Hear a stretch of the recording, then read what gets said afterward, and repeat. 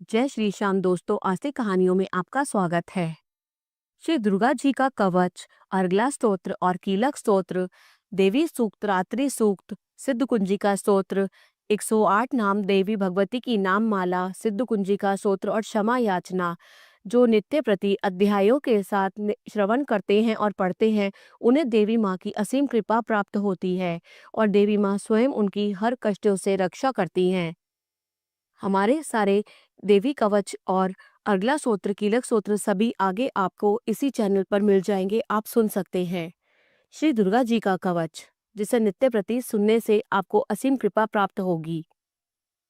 जय माता की। ऋषि मार्कंडे जी ने कहा, हे पितामह, जो साधन संसार में अत्यंत गोपनीय है, जिससे मनुष्य मात्र की रक्षा होती है, वह साधन मुझे बताइए। ब्रह्मा जी ने कहा, हे ब्राह्मण, संपूर्ण प्राणियों का कल्याण करने वाला देवों का कवच अत्यंत गोपनीय है। हे महामुने, उसे सुनिए।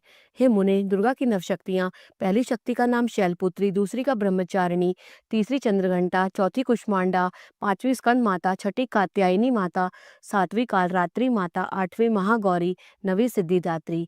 ये शक्तियां सर्वज्ञ ब्रह्मदेव द्वारा कही गई हैं। ये नवदुर्गा हैं। जो मनुष्य अग्नि में जल रहा हो, युद्ध भूमि में शत्रुओं से घिर गया हो, अत्यंत कठिन विपत्ति में फंस गया हो, वह यदि भगवती दुर्गा की शरण का सहारा ले ले तो इसका कभी युद्ध या संकट में कोई कुछ बिगाड़ नहीं सकता। उसे कोई विपत्ति घेर नहीं सकती, न उसे शोक, दुख तथा भय की प्राप्ति ही हो सकती है।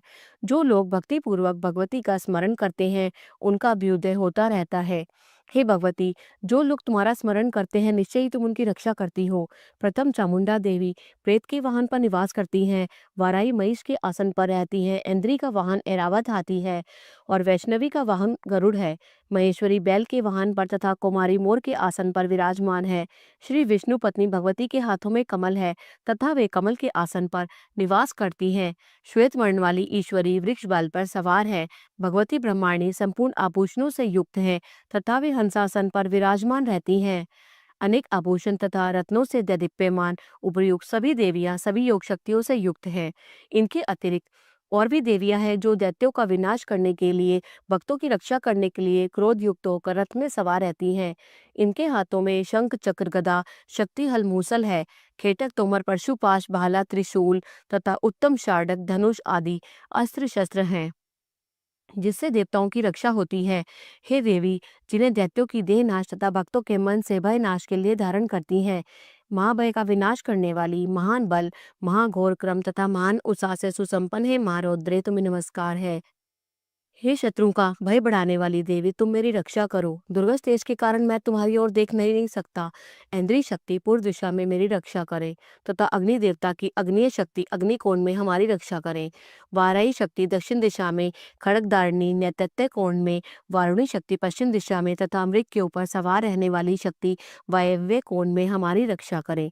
भगवान कार्तिकेय की शक्ति कुमारी उत्तर दिशा में, शूल धारण करने वाली ईश्वरी शक्ति ईशान कोण में ब्रह्माणी ऊपर तथा वैष्णवी शक्ति नीचे हमारी रक्षा करें।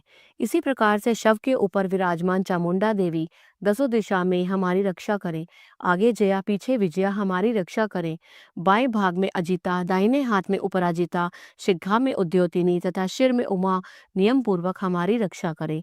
ललाट में मालाधारी, दोनों भ्रू में यशस्विनी, भ्रू के मध्य में त्रिनेत्रा तथा नासिका में यमघंटा हमारी रक्षा करें।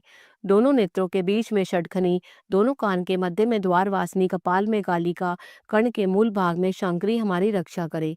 नासिका के बीच का भाग सुगंधा, ओष्ठ में चर्चिका, अधर में अमृतकला तथा जिह्वा में सरस्वती हमारी रक्षा करे। कुमारी दांतों की चंडिका, कंठ प्रदेश की चित्रघंटा, गले की तथा महामाया तालु की रक्षा करे।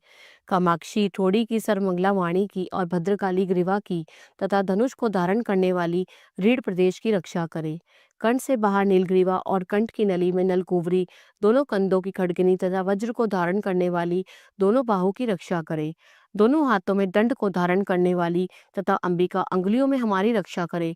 शूलेश्वरी नखों की तथा कुलेश्वरी कुक्षी प्रदेश में स्थित होकर हमारी रक्षा करे। महादेवी दोनों स्तन की, शोक को नाश करने वाली मन की रक्षा करे।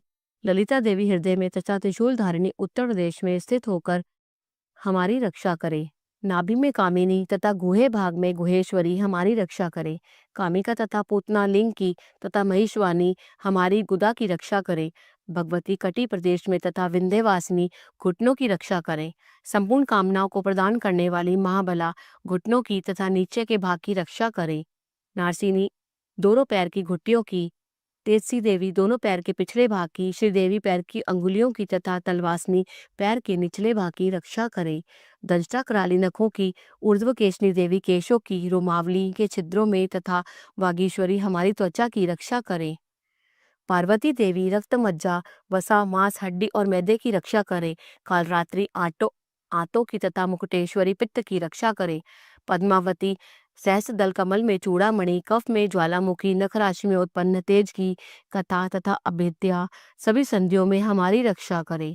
ब्रह्माणी शुक्र की छतेश्वरी छाया की, धर्म को धारण करने वाली हमारे अहंकार, मन तथा बुद्धि की रक्षा करे। वज्रहस्ता प्राण, अपान, व्यान, उदान तथा समान वायु की, कल्याण से सुशोभित होने वाली कल्याण शोभना हमारे प्राणों की रक्षा करो।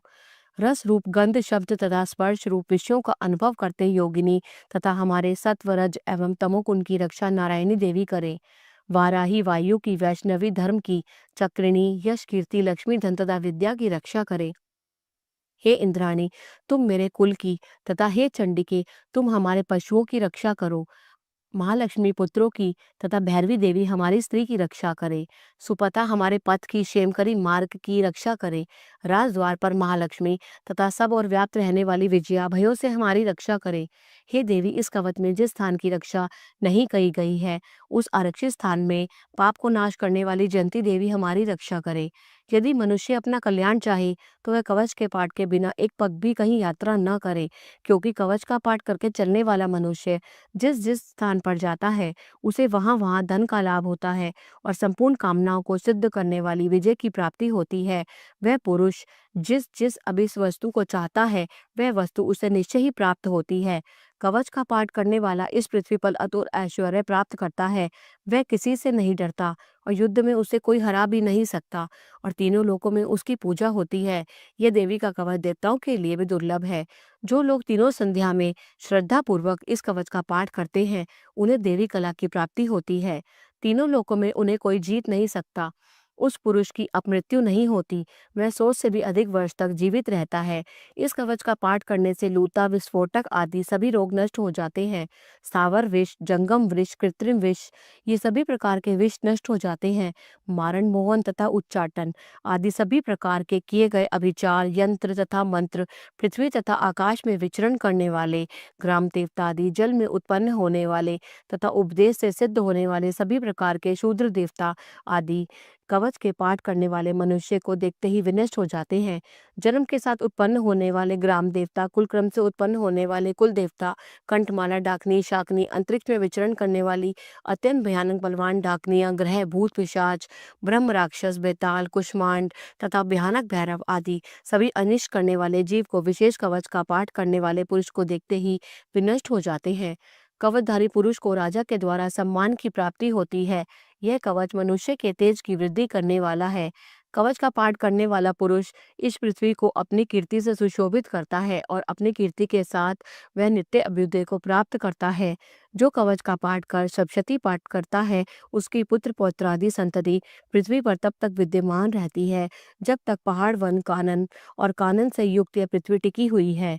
कवच का पाठ कर दुर्गा सप्तशती का पाठ करने वाला मनुष्य मरने के बाद महामाया की कृपा से देवताओं के लिए अत्यंत दुर्लभ स्थान है उसे प्राप्त कर लेता है और उत्तम रूप प्राप्त कर शिवजी के साथ आनंद पूर्वक निवास करता है। इति वारा पुराणे हरिहर ब्रह्म विरचितम देवन्याम कवचम समाप्तम। बोलो जय माता की।